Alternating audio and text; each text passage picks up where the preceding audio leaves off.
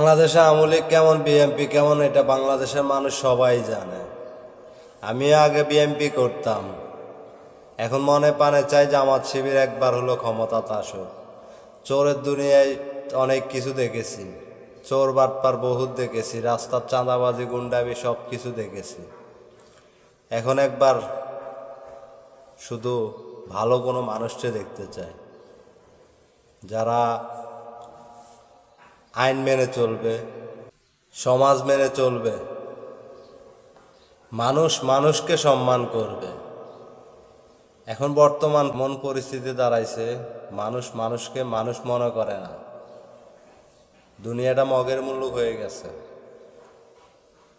তো যারা আওয়ামী লীগ করেন, বিএনপি করেন, জামাত করেন, শিবির করেন, সবাই জানেন ভালো কে খারাপ কে, কে খুন খারাপি করে, কে দুই নম্বরই করে, কে চাঁদাবাজি করে, গুন্ডামি করে, সবাই জানে।